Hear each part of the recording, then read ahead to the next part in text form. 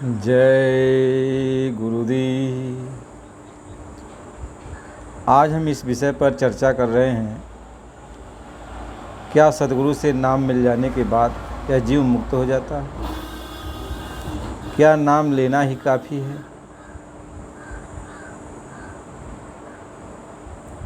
महात्मा इस बात को समझाते हैं, जब हम सद्गुरु से नाम प्राप्त करते हैं,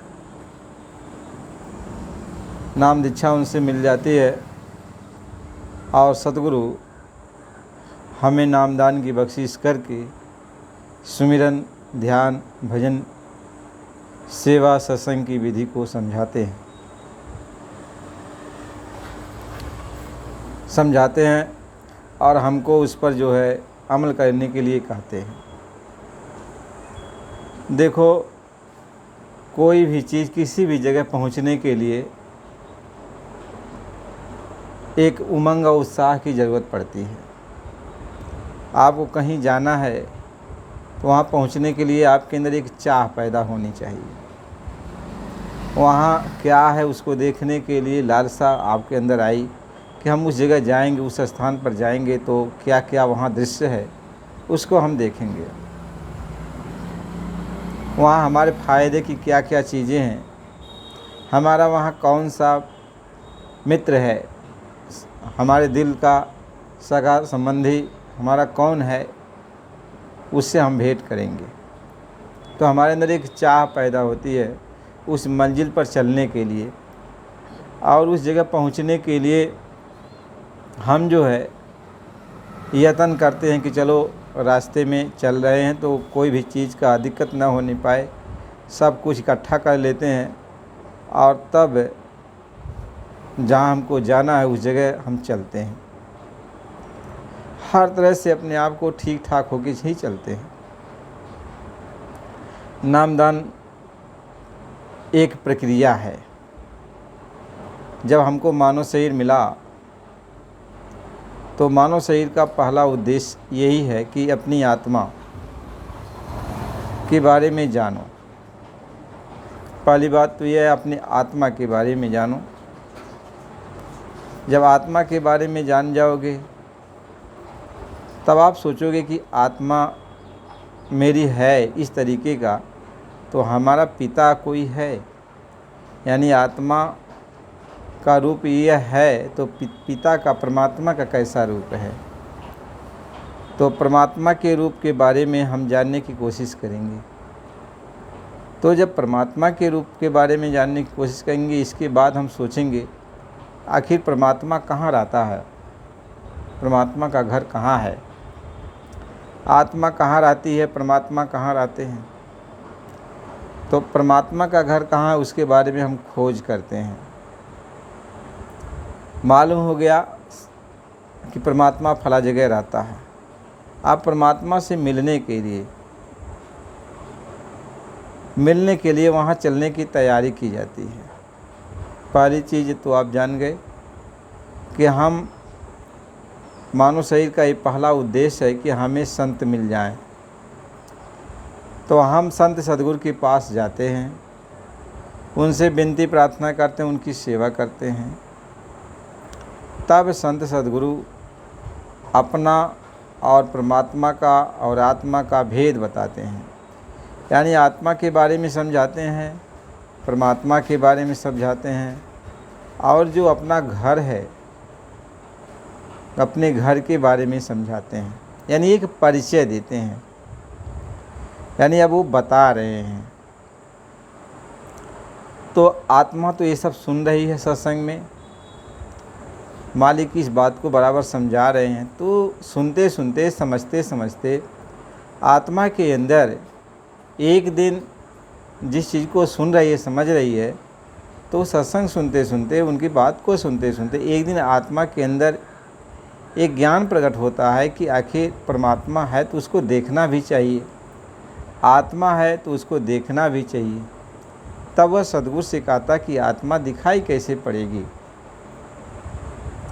हमें आत्मा कैसे दिखाई पड़ेगी, मेरी आत्मा कौन है, मेरी आत्मा कहाँ बैठी हुई है, मेरी आत्मा क्या कर रही है, किस रूप में है। तो हमें पहले हमारा परिचय दे दीजिए, परिचय दे दीजिए। तो बाहर से तो परमात्मा रूपी संत सद्गुरु ने तो सब बातें बताई, लेकिन अब दिखाने की बात आती है। आत्मा के अंदर तड़प पैदा होती है, वह देखना चाहते हैं कि मेरी आत्मा कैसी है। हम अपने आत्मा को देखना चाहते हैं। और वह गुरु से बार बार इस बात का जिक्र करती है कि हे मालिक, हमें हमारी आत्मा को दिखा दो। तो महात्मा ये बात को समझाते हैं कि देख, आत्मा दिखाना कुछ नहीं है, आत्मा को दिखाना नहीं है। आत्मा के सामने एक बहुत बड़ा पर्दा है। आत्मा के सामने जैसे कोई चट्टान हो, उसके आँख के सामने आके खड़ा हो गया है, और वह चट्टान कर्मों का ही चट्टान है। तो ये तुमको अपनी आत्मा को देखना है, तो कर्मों की जो चट्टान है इसको तोड़ना पड़ेगा। यह पाप पुण्य की चट्टान है, इस चट्टान को तुम्हें तोड़ना पड़ेगा, हटाना पड़ेगा सामने से। ये काम तुम्हें करना पड़ेगा। जब ये चट्टान हट जाएगी, साफ हो जाएगी, तब तुमको तुम्हारा अपना स्वरूप नज़र आने लगेगा, तब तुम अपने आप को जान पाओगी। लेकिन जब तक यह चट्टान हटेगा नहीं, तब तक तुम अपने आप को जान नहीं पाओगी।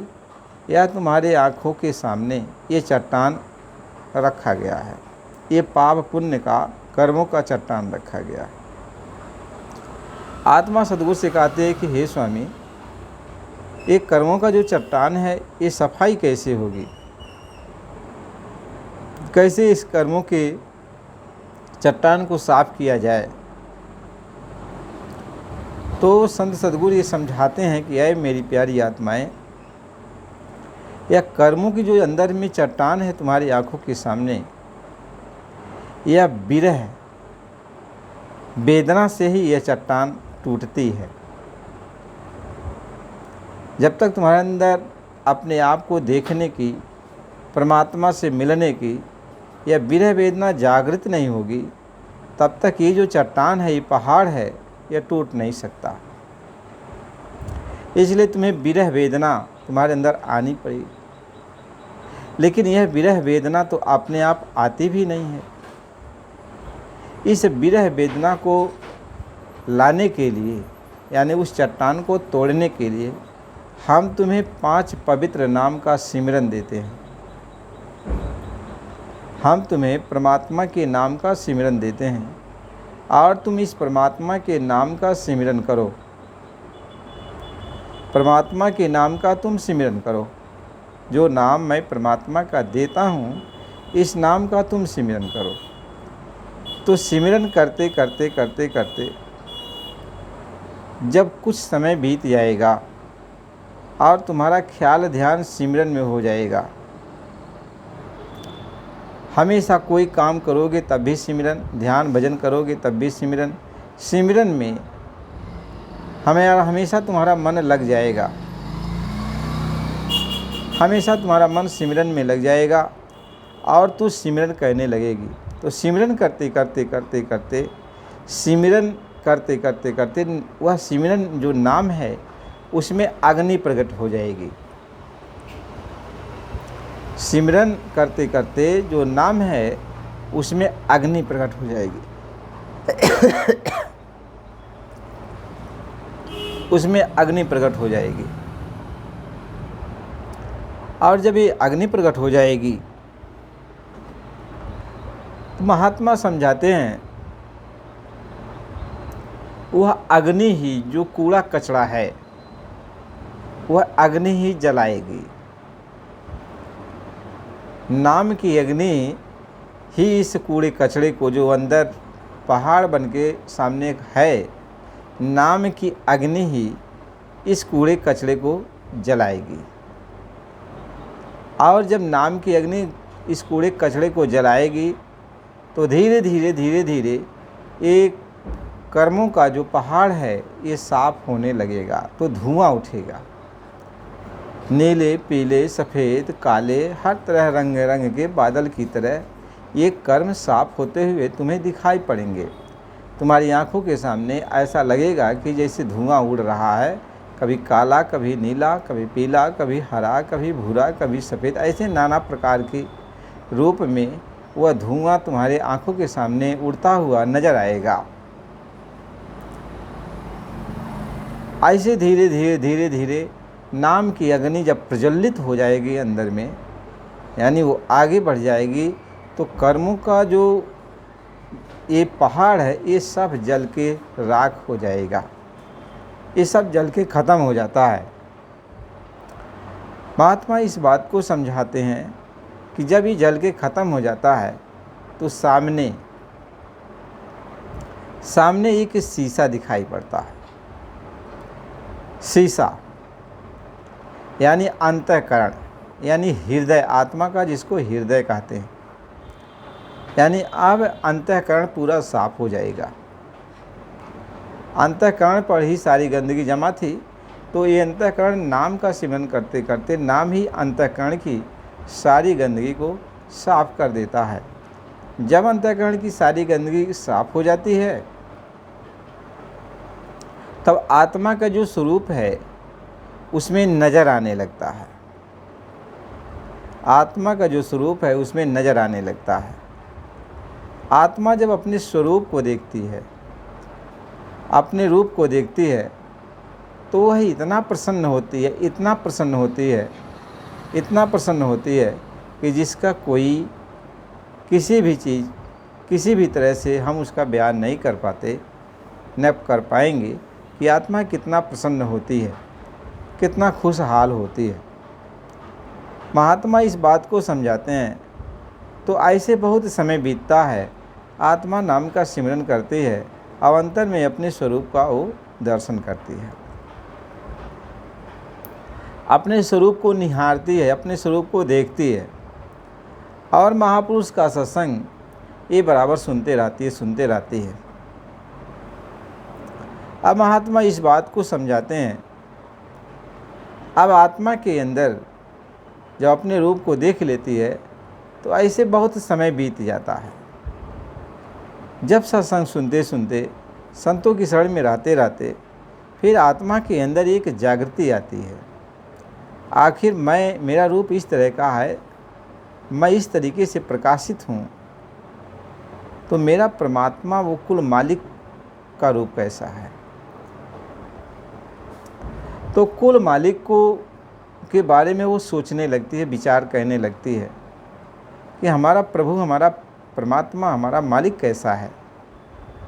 वो महात्माओं से जाके पूछती है,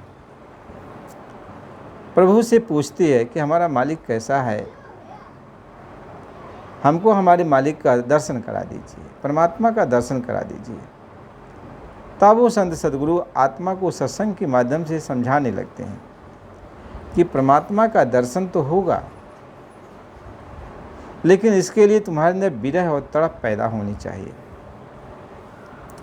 अब विरह तड़प किसका होना है?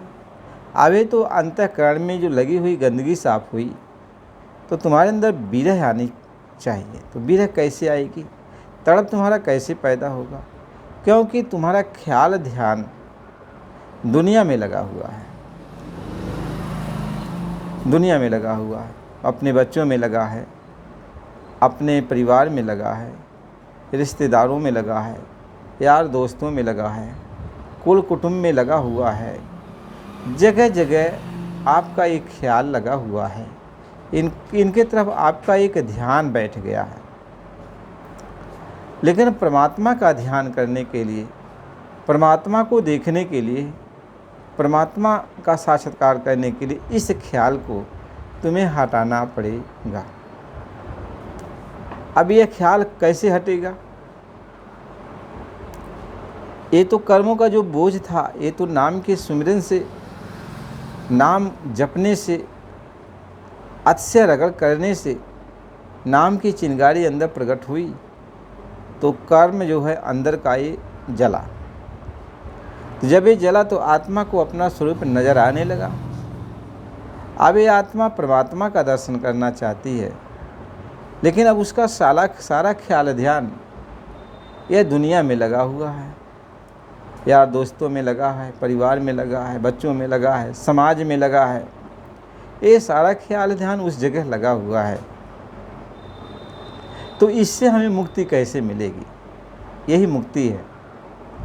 यानी इन सब से मैं छुटकारा कैसे लूँ? क्योंकि कोई बच्चों से दूर होना नहीं चाहता, कोई परिवार से दूर होना नहीं चाहता, कोई यार दोस्तों से दूर होना नहीं चाहता।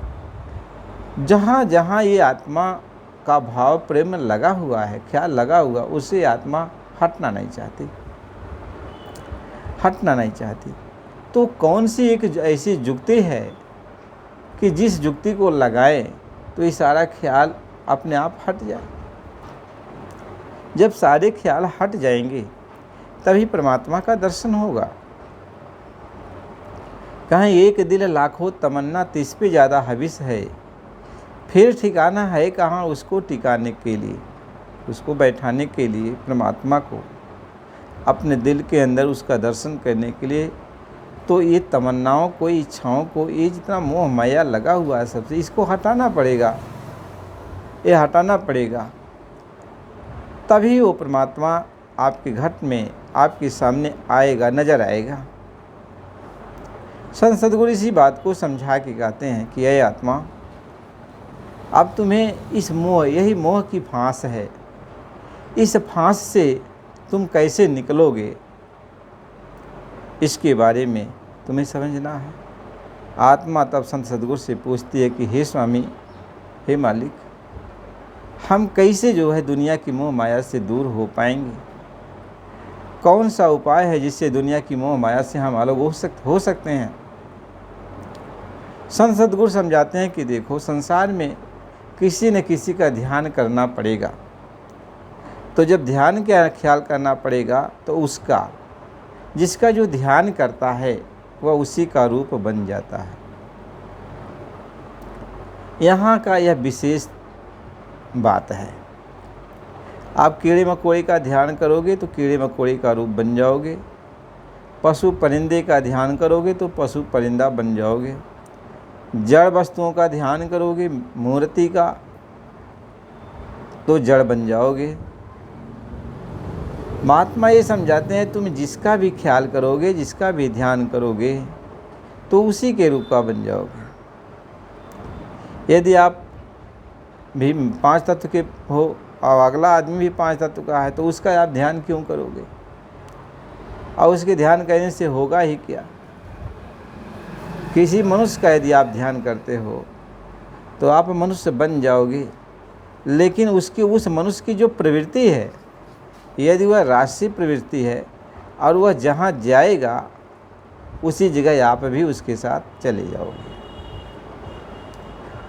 तो इसलिए मनुष्य का ध्यान क्यों करे और नीचे की जोनिया का क्यों ध्यान करे? क्योंकि यह मानव जो है सबसे ऊपर का है, चैतन्य ज्ञान चोला है। तो नीचे के जोनियों का, नीचे के जीव जंतुओं का आप ध्यान नहीं कर सकते हो। ये ध्यान करते हो तो ये आपका जो है पागलपन ही तो है कि राजा होकर एक भंगे की सेवा करोगे। महात्मा इस बात को समझाते हैं, महापुरुष इसी बात को बताते हैं। तो ध्यान किसका किया जाए? ताकि ये मोह माया का जो संसार है, जिसमें आत्मा लगी हुई है, मोह माया में फंसी हुई है, ये ध्यान किसका किया जाए?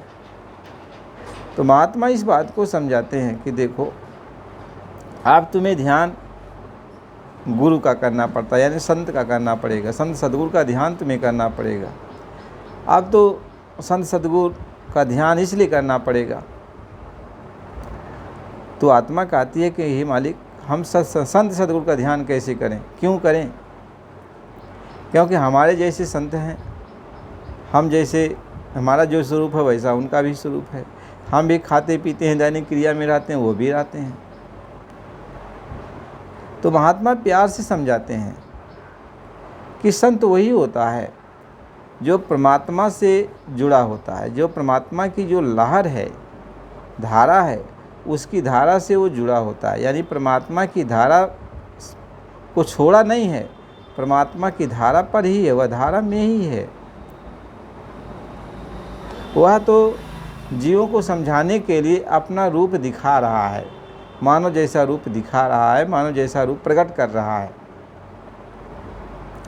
मानव जैसा वह स्वरूप धारण कर लिया है। लेकिन वास्तव में वह संत परमात्मा से मिला हुआ है और एक मानने में वह परमात्मा ही है। तो जैसे जब संत का तुम ध्यान करोगे तो परमात्मा का ध्यान होने लगता है, क्योंकि संत परमात्मा से मिले होते हैं और संत परमात्मा के अंदर होते हैं। परमात्मा का ख्याल ध्यान संतों के अंदर होता है और संत की सारी चीज़ें परमात्मा की ही हैं। तो इस संसार में कोई आपका ध्यान करने योग्य नहीं है यदि कोई तो पूरा पहुंचा हुआ, यानी जिसकी आत्मा परमात्मा से जुड़ी है, यानी जो परमात्मा में से निकला है और परमात्मा में ही खड़ा है, परमात्मा से अलग नहीं है। जैसे नाव जो है, नाव गंगा जी की धारा से तो चल रही है, लेकिन धारा को छोड़ी नहीं, किनारे लगी है, लेकिन वह नाव पानी में ही है। ऐसे ही हमारे आप को समझाने के लिए वो महालिक संत सद्गुरु का रूप बना के आया, लेकिन हमें आपको समझाने के लिए वह हमारे आप जैसा रूप तो बनाया। तो हम लोग तो धारा से अलग हो गए हैं, लेकिन वो परमात्मा की धारा पर ही खड़े हैं, वो परमात्मा की धार पर ही हैं, यानी उस लहर पर ही हैं। वो महात्मा इस बात को समझाते हैं। इसलिए हमें ध्यान जो है संतों का करना। जब हम संतों का, जो तुम्हें रास्ता बताते हैं, जो सच्चे माने में पहुँचे हुए महात्मा हैं, मालिक हैं, उनका ध्यान हम करते हैं, तो जब उनका ध्यान हम करने लगेंगे, उनका ख्याल हम करने लगते हैं, संत सद्गुरु का जब ध्यान ख्याल हम करने लगते हैं, तो हमारे अंदर दैविक शक्तियाँ, संतों का ध्यान करने से दैविक शक्तियाँ अपने आप आने लगती हैं। अब जब दैविक शक्तियाँ आने लगती हैं, तो यह संसार की जो भौतिक शक्तियाँ हैं, माया की शक्तियाँ हैं, यह गायब होने लगती हैं, ये हटने लगती हैं, यह हटने लगती हैं। हमारा ऑटोमेटिक इनसे लगाव कम हो जाता है, इनका प्रेम प्यार, इनका मोहब्बत कम हो जाता है और हमारा गुरु से प्रेम प्यार जाग जाता है, गुरु से मोहब्बत हमारी जाग जाती है। महात्मा इस तरह से समझाते हैं। इस तरीके से जब हम सद्गुरु का ख्याल करने लगते हैं, सद्गुरु का ध्यान करने लगते हैं, सद्गुरु के बारे में सोचने लगते हैं, विचार करने लगते हैं, तो धीरे धीरे धीरे धीरे एक दिन ऐसा आता है, एक दिन ऐसा आता है, एक समय ऐसा आता है कि हम एकदम दुनिया से निर्लेप हो जाते हैं। यानी दुनिया में कोई भी घटना घटती है तो उसमें हमारा मन चंचल नहीं होता। दुनिया में कोई बात आती है तो हम घबराते नहीं हैं। अब हमारा सारा ख्याल ध्यान संत सद्गुरु के ही पास हो जाता है, सारा ख्याल ध्यान सद्गुरु के पास ही ले जाता है, यानी गुरु से अब प्रेम हो जाता है। जब सद्गुरु से प्रेम हो जाता है, सद्गुरु की भक्ति जीव करने लगता है, सद्गुरु के स्वरूप का ध्यान करने लगता है, तो ये सांसारिक बंधन अपने आप ढीले हो जाते हैं। और जब सांसारिक बंधन ढीले हो जाते हैं, तब सद्गुरु तुम्हारे सामने आ जाते हैं। अब जब सद्गुरु का स्वरूप तुम्हारे अंदर बस जाता है, तो सद्गुरु का जो असली स्वरूप है, परमात्मा स्वरूप है, यानी परमात्मा की धार पे जो सद्गुरु खड़ा है, तब आत्मा को परमात्मा दिखाई पड़ने लगता है, आत्मा को परमात्मा दिखाई पड़ने लगता है। अब वो सद्गुरु का ख्याल ध्यान करता है, नाम का सिमरन करता है, सद्गुरु का ख्याल ध्यान करता है। ऐसे कुछ दिन बीत जाता है, कुछ समय बीत जाता है, सत्संग सुनता रहता है, सद्गुरु के प्रति भाव भक्ति जागती रहती है, नाम का सिमरन करता रहता है। ऐसे कुछ समय के बाद धीरे धीरे सत्संग सुनते सुनते इस आत्मा के अंदर एक जिज्ञासा आती है। वह संत सद्गुरु से एक आती है कि हे स्वामी,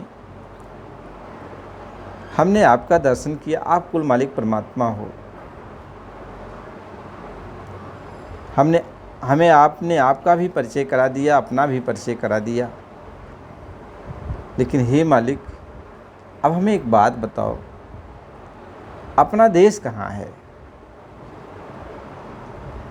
अपना देश कहाँ है? क्योंकि एक तो काल का देश है, तो अपना देश कहाँ है? आत्मा संत सदगुरु से कहती है कि हे मालिक, हमको बताइए हमारा अपना देश कहाँ है। क्यों कि दुनिया से जो मुक्ति हमको मिली आपका ख्याल करने से मिली, और कर्म बंधन से हमें छुटकारा कब मिला? जब आपके दिए हुए नाम का हमने जाप किया। नाम का जाप करने से कर्म बंधन से छुटकारा मिला, और सद्गुरु का ध्यान करने से दुनिया से हमें मुक्ति मिल गई। यानी अब दुनिया में हमको आना जाना का चक्कर नहीं लगेगा।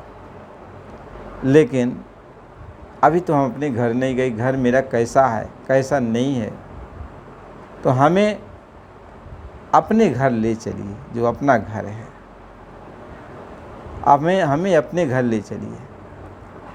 जब बार बार सत्संग सुनती है आत्मा, उसके अंदर अपने घर चलने की चाह पैदा होती है, कि अपने घर को देखने की इच्छा जागृत होती है, तब वह सद्गुरु से बार बार विनम्रता से प्रार्थना करती रहती है कि हे मालिक, मुझे घर ले चलो, मुझे अपने घर निज देश का दर्शन करा दो। तो गुरु जब देखते रहते हैं कि आत्मा प्रौढ़ हो जाती है, मजबूती इसके अंदर आ रही है, तब सद्गुरु जो है, जो जैसे अब जाना है दूर है तो कोई साधन चाहिए, उस साधन पर बैठ करके हमको आपको सबको जाना है। तो सद्गुरु नाम यानी शब्द का एक जहाज है, शब्द एक जहाज है, तो उस जहाज पर कहते हैं कि चलो, अच्छा तुम्हारे अंदर मजबूती आ गई चलने के लिए, तो इसी जहाज पर हम भी बैठते हैं और तुम भी बैठो। तो नाम की जहाज, जिसको शब्द की जहाज कहते हैं, उस नाम की जहाज पे आत्मा बैठ जाती है, और सद्गुरु उस जहाज को ले चलने वाला होता, कप्तान होता है। अब सद्गुरु इस जहाज पर आत्मा को बैठा के लेके चलता है। तो जो रास्ते में मंजिल दर मंजिल मुकाम हैं, पड़ाव हैं, उस पड़ाव पर जहाज को रोकते हैं, रोककर वहाँ से वहाँ का हर चीज़ दिखाते, सुनाते, समझाते, बुझाते हैं। ऐसे जब फिर आत्मा को जिज्ञासा होती है कि और आगे चलें अपने देश, तो फिर और जगह रास्ते में जो पड़ाव पड़ते हैं, फिर वहाँ जहाज़ को रोका जाता है। फिर वहाँ का हर चीज़ आत्मा देखती है, संतुष्ट हो जाती है, फिर आगे चलने के लिए आत्मा कहती है। ऐसे मंजिल दर मंजिल वो जहाज़ पहुँचती है, फिर आत्मा अपने घर में जब दाखिल होती है, जहाज़ वहाँ रुक जाती है, जहाज़ से आत्मा उतरकर अपने घर में दाखिल हो जाती है। अब परमात्मा का दर्शन, जो परमात्मा का दर्शन आत्मा यहाँ कर रही थी, जो संत सद्गुरु का, वही संत सद्गुरु वहाँ परमात्मा के रूप में बैठा हुआ, कुल मालिक के रूप में बैठा है। अब यहाँ और वहाँ दोनों तरफ वो देख ली, तो अब गुरु के चरण को पकड़ लेती है, कहती मालिक आप ही सब कुछ हो, आप ही सब कुछ हो। महात्मा इस बात को समझाते हैं। तो ये क्या है? ये जो मार्ग है, करने का मार्ग है। यानी सद्गुरु जब आपको रास्ता बता देते हैं, तो एक तो छाप लग जाती है आपके ऊपर। नामदान दे दिया तो छाप लग गई कि यह जीव अब सद्गुरु का है। लेकिन आप अपने घर तभी जा सकते हो जब आप उस लायक बन जाओगे। आप खुद कहोगे कि मैं चलूँगा, साथ साथ आप खुद कहोगे मैं चलूँगा, तब सद्गुरु ले चलता है। ये नहीं है आप नहीं चल रहे हो तो सद्गुरु ज़बरदस्ती ले जाएगा, नहीं ले जाता है। तो आपको अपने आप चलने की तैयारी करनी पड़ती है, ये काम आपको ही करना पड़ता है। जितना आप तैयार हो जाओगे, सद्गुरु उतना ही आपको जल्दी पहुंचा देगा। अब महात्मा ये समझाते हैं आत्मा की मोक्ष मुक्ति। तो अब यहाँ पहली मुक्ति उसकी हो गई जब उसके ऊपर जो कर्म लदा हुआ था नाम के सिमरन से, तो वह कर्म साफ हुआ, तो उसकी फिर मुक्ति हो गई। दूसरी मुक्ति उसकी तब हुई जब गुरु का वो ध्यान किया, ख्याल किया, और गुरु के स्वरूप का ख्याल करते करते दुनिया में जो आसक्ति थी वह निरासक्ति में बदल गई, दूसरी मुक्ति हो गई।